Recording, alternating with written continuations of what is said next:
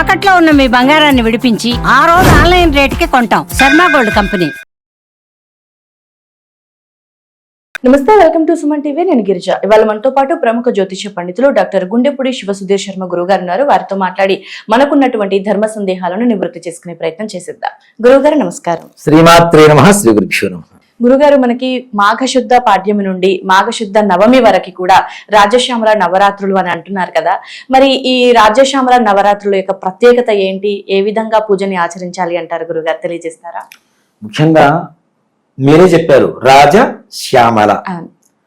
రాజు అంటే ఉన్నత స్థానం, శ్యామలం పచ్చదనం, ప్రశాంతత. అవునా? ఎక్కడైతే ప్రశాంతత ఉంటుందో అక్కడ సస్యశ్యామలంగా ఉంటుంది. ఇలాంటి ఉన్నతమైనటువంటి స్థానాన్ని ఇచ్చేటువంటి ఒక శక్తి ఎవరు అంటే రాజశ్యామల. విద్య, ఉద్యోగం, వివాహం, సంతానం, దాంపత్య అనుకూలత, ఉన్నత స్థానం, ఉన్నత ఉద్యోగం, అలాగే రాజకీయ భవిష్యత్తు, వీటన్నిటి కూడా ఎవరి అనుగ్రహం కావాలి ముఖ్యంగా అంటే రాజశ్యామలమ్మ వారి అనుగ్రహం కావాలి.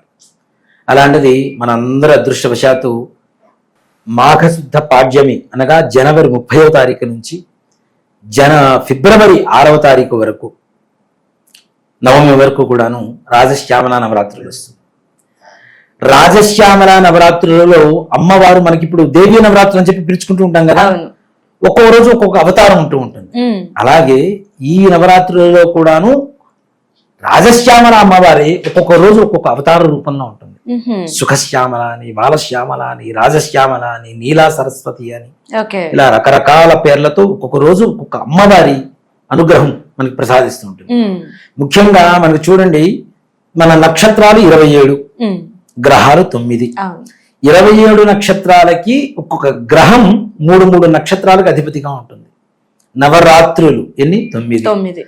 9 రోజులు అమ్మవారిని ఎవరైతే జపిస్తారో, అమ్మవారి మంత్రాన్ని, అమ్మవారిని పూజిస్తారో, అమ్మవారి హోమాలు చేస్తారో, అమ్మవారిని ధ్యానం చేసుకుంటారో వారికి తప్పనిసరిగా నవగ్రహాల పరిపూర్ణమైనటువంటి అనుగ్రహం కలగడానికే నవరాత్రులు పెట్టారనేది ఒక శాస్త్రం. అది దేవి నవరాత్రులు కావచ్చు, శ్రీమద్ దేవి శరన్నవరాత్రులు, అలాగే వసంత నవరాత్రులు, వారాహి నవరాత్రులు, రాజశ్యామల నవరాత్రులు, ఇంకో నవరాత్రులు కూడా ఉన్నాయి. ఏంటవి? గణపతి నవరాత్రులు. కానీ అది శాస్త్రం కాదు. గణపతి నవరాత్రులు శాస్త్రంలో ఉన్నవి కాదు. మధ్యలో వచ్చినటువంటివి. అవి కొన్ని కారణాల వల్ల వచ్చినటువంటి సృష్టింపబడినటువంటివి, కానీ అసలైతే కాదు. మనకు స్వతంత్ర సమరం సమయంలో భారతీయులందరినీ కూడా ఒక చోట కూడుకోకుండా బ్రిటిష్ వాళ్ళంతా కూడా ఇచ్చేస్తున్నటువంటి, నియంత్రిస్తున్నటువంటి సమయంలో లాల్ బహదూర్ శాస్త్రి గారు ఢిల్లీలో మొట్టమొదటిసారిగా గణపతి నవరాత్రులు అని చెప్పి మొదలు పెట్టారు. భారతీయులందరూ కూడా పూజ పేరుతో ఒక చోట చేరుకుంటారు, కావాల్సిన సభలన్నీ కూడా చేసుకుంటారు. దానికోసం గణపతి నవరాత్రులు ప్రారంభమేని అదే మనం ఒక ఆచారం లాగా చేసుకుంటూ వస్తున్నాం. కానీ శాస్త్రీయమైనటువంటి సిద్ధం పద్ధతి మాత్రం గణపతి నవరాత్రులు ఎక్కడా లేదు. అంతే, ఈ 4 నవరాత్రులు మాత్రమే ఉన్నాయి మనకి. దాంట్లో చేసుకోవడమే తప్పని చెప్పడల్లా, కాకపోతే శాస్త్రీయమైనటువంటి మాత్రం ఈ 4 మాత్రమే ఉంటాయి. వాటిల్లో నిజంగా చూడండి, భార్యాభర్తల మధ్య అవగాహన లోపం కావచ్చు, పిల్లలు మాట వినకపోవడం కావచ్చు, వాళ్ళకు ఉండేటువంటి చెడు స్నేహాలు, చెడు అలవాట్లు పోగొట్టుకోవడం కోసం కావచ్చు, జ్ఞాపక శక్తి పెంచడం కోసం కావచ్చు, మంచి విద్యాబుద్ధులు నేర్పించడం కోసం కావచ్చు, మంచి ఉద్యోగం సంపాదించడం కోసం కావచ్చు, ఆల్రెడీ ముందుగా ఉద్యోగం చేస్తున్నటువంటి వాళ్ళు ఉన్నతమైనటువంటి ఉద్యోగం స్థానం పొందడానికి కావచ్చు, చిన్న గల్లీ లీడర్ నుంచి ఢిల్లీ లీడర్ వరకు ఉన్నత స్థానంలో ప్రభుత్వపరమైనటువంటి అధికారమైనటువంటి స్థానంలో ఉండడానికి కారణం కావచ్చు. అన్నిటికీ కూడా రాజశ్యామల ఒక్కటే ఔషధం. అంతా సకల ధన జన రాజ స్త్రీ పురుష వశీకరణ కలిగజేసేటువంటి శక్తి అమ్మవారికి ఉంటుంది. అమ్మవారి మంత్రంలో కూడాను సకల మనోరంజని, సకల మనస్సును కూడా రంజింపజేసేటువంటి లక్షణాలు కలిగినటువంటిది. సకల మనో విరాజిని, విరాజిల్లుతూ ఉంటుంది అందరి మనస్సుల్లో కూడాను. ఆనందాన్ని నింపుతుంది, ఆనందంగా నివాసం ఉంటుంది. అలాగే సకల ధనజన వశీకరణి. మీరు ఓ మాట చెప్పాలి అంటే 7th సెన్స్ అనే సినిమా చూసారా? దాంట్లో డోంగ్లీ అనే క్యారెక్టర్ ఉంటాడు, కళ్ళతో శాసిస్తూ ఉంటాడు. అవును. ఆ విద్య ఏమిటి? రాజశ్యామల విద్యే ఆ విద్య. ఫ్రాక్షన్ ఆఫ్ సెకండ్స్ లో కళ్ళతో ఎదుటి వాళ్ళని హిప్నాటైజ్ చేయొచ్చు. Hypnotise, yes. అంత ఆకర్షణ కలుగజేసేటువంటి ఆకర్షణ సమ్మోహనం, ఎలాంటి పనినైనా అవలీలగా చేయగలిగినటువంటి శక్తి రాజశ్యామల అమ్మవారికి ఉంటుంది. ఓకే. ఒక విధానం కూడా చెప్పుకుందాం, మనం ఒక మంత్రం చెప్తాను. Okay, ముఖ్యంగా ఉద్యోగం కోసం, పిల్లల విద్యాబుద్ధుల కోసం, మునితనం పోవడం కోసం, వివాహ సంబంధాల కోసం, రాజకీయ పరమైనటువంటి పదవుల కోసం చేసేటువంటి వాళ్ళకి చిన్న పరిహారం కూడా చెప్తాను. అది చేసుకుంటే తప్పనిసరిగా అనుకున్న పనులు అనుకున్న సమయానికి నెరవేరుతూ ఉంటాయి. అలాగే ఈ రాజశ్యామల నవరాత్రులు ఏ విధంగా పూజ చేయాలి అంటే, వీటిని మనం వారాహి నవరాత్రులు, అలాగే రాజశ్యామల నవరాత్రులని గుప్త నవరాత్రులు అని చెప్పి పిలుస్తుంటాం. గుప్తము అంటే రహస్యంగా. ఈ దేవతల పేరు కూడా రాత్రి దేవతలు, శీఘ్ర దేవతలు అని పేరు. రాత్రి ఇప్పుడు సంచరిస్తూ ఉంటారు సాయంకాలం 7 తర్వాత. అలాగే శీఘ్ర దేవతలు, తొందరగా అనుగ్రహించేటువంటి దేవతలు. నువ్వు కేవలం భక్తి ఒక్కడి మనస్సుని అమ్మవారి మీద నిలిపి చేస్తే అమ్మవారు మనతో వస్తుంది, మనకంటే ముందే వెళ్ళి మన ఒక కార్యాన్ని తప్పనిసరిగా దిగ్విజయంగా పూర్తి చేస్తూ ఉంటుంది.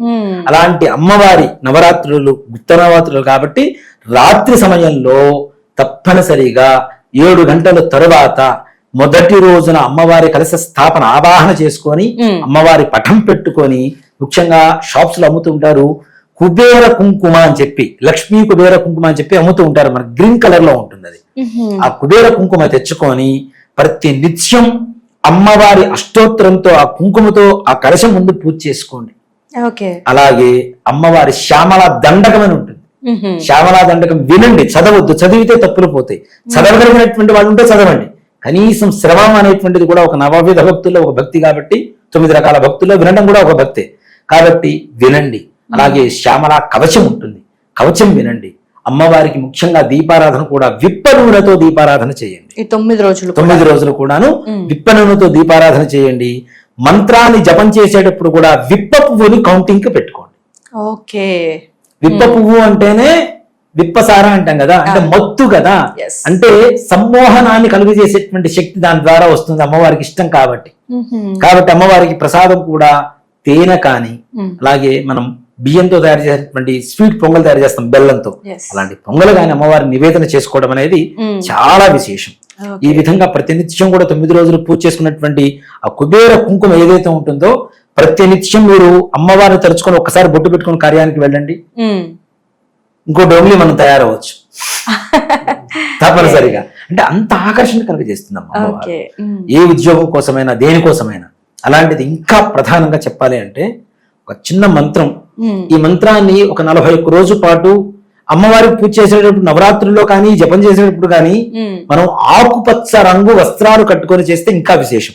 శ్యామలం అంటే పచ్చదనం కదా, శ్యామలాదేవి కదా, కాబట్టి పచ్చడి వస్త్రాలు, ఆకుపచ్చడి వస్త్రాలు కట్టుకొని ఆకుపచ్చడి ఆసనం వేసుకొని విప్పనులతో దీపారాధన తయారు చేసుకొని అమ్మవారి జపం చేసుకోవాలి.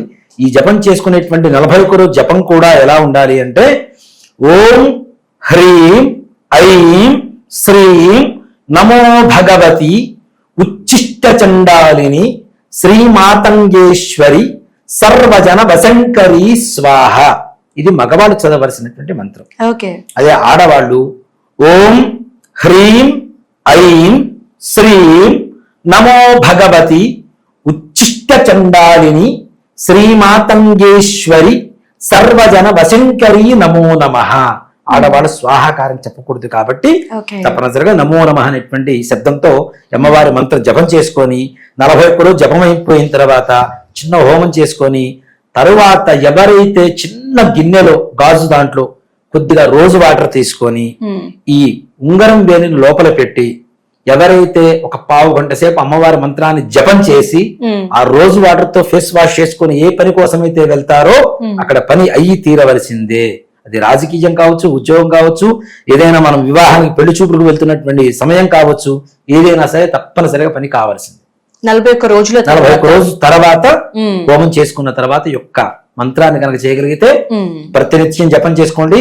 ఇంకొక హెచ్చరిక, చిన్న హెచ్చరిక ఏంటంటే, ముఖ్యంగా ఓం నమ శివాయ అనేటువంటి శివ పంచాక్షరి మంత్రాన్ని జపం చేయకుండా ఏ శక్తి దేవతా మంత్రాన్ని జపించకూడదు. కాబట్టి ముందుగా 108 సార్లు శివ పంచాక్షరి మంత్రం జపం చేసుకోండి.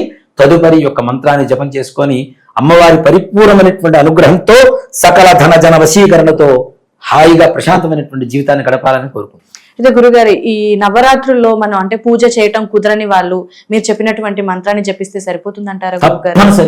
తప్పనిసరిగా. అయితే గురుగారు మరి రాజశ్యామల దేవి నవరాత్రులు అంటే మన ఆలయంలో ఏమైనా చేస్తున్నారా గురుగారు? ఎందుకంటే ఇళ్లలో చేసుకోలేని వారు కనీసం దేవాలయానికి వచ్చైనా దర్శనం చేసుకుంటారు కదా, సో దాని గురించి ఒకసారి. తప్పనిసరిగా అమ్మ.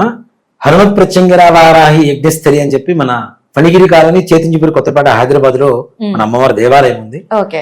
రాజశ్యామల నవరాత్రులు 9 రోజులు కాదు 10 రోజులు చేస్తున్నాం. 7వ తారీఖు మహాపూర్ణాహుతి కార్యక్రమం ఉంటుంది. ప్రతి నిత్యం ఉదయం 6 గంటలకి అమ్మవారికి ప్రాతకాలార్చన, 8 గంటలకి మహామంత్ర హవనం, 9:30 గంటలకి అమ్మవారికి అభిషేకం, 10:30 గంటలకి సామూహిక కుంకుమార్చన, నీరాజన మంత్రపుష్ప తీర్థ ప్రసాద వితరణ, సాయంత్రం 5:30 గంటలకి మరలా విశేష పంచామృతాభిషేకం, 7 గంటలకు అమ్మవారికి విశేషమైనటువంటి హవనం, సామూహిక కుంకుమార్చన కార్యక్రమాలు జరుపబడుతున్నాయి. ఎవరైనా ఈ యొక్క కార్యక్రమాలలో పరోక్షంగా, ప్రత్యక్షంగా, వ్యక్తిగతంగా, సామూహికంగా పాల్గొనాలి అనుకునేటువంటి వారు మన నెంబర్ని కాంటాక్ట్ అవ్వచ్చు. అందులో వ్యక్తిగతంగా ఒక రోజు జరిగేటువంటి అన్ని పూజలు ఉభయదాతలుగా వ్యవహరించేటువంటి అవకాశం కలుగుతుంది. లేదా హోమం ఒక్కటే వ్యక్తిగతంగా చేయించుకోవచ్చు, అభిషేకం వ్యక్తిగతంగా చేయించుకోవచ్చు, అమ్మవారి కుంకుమార్చన వ్యక్తిగతంగా చేయించుకోవచ్చు, లేదు సామూహికంగా అందరితో పాటు కూర్చొని చేయించుకోవచ్చు. అలాగే మేము రాలేమండి, మా గోత్రనామాలతో అమ్మవారికి పూజ చేయాలి, అభిషేకం చేయాలి, హోమం చేయాలి అనుకునేటువంటి వారు కూడాను తప్పనిసరిగా మా నెంబర్ కాంటాక్ట్ అయితే తప్పనిసరిగా ఆ యొక్క కార్యక్రమంలో గోత్రనామాలతో కూడాను పూర్తి చేసి, అందులో ఈసారి ఈ కార్యక్రమంలో పాల్గొనేటువంటి ప్రతి ఒక్కరికి కూడాను అమ్మవారి వెండి లాకెట్ ఒకటి ప్రసాదంగా ఇద్దామని చెప్పి ఒకటి అమ్మవారి సంకల్పం జరిగింది. తప్పనిసరిగా ఆ ప్రసాదం కూడా అందరికీ అందేలా చేద్దాం. ఓకే గురుగారు. సో రాజశ్యామల నవరాత్రుల దేవి నవరాత్రుల గురించి చాలా చక్కగా తెలియజేశారు గురుగారు. ధన్యవాదాలు. శ్రీమాత్రే నమః. శ్రీ గురుభ్యో నమః.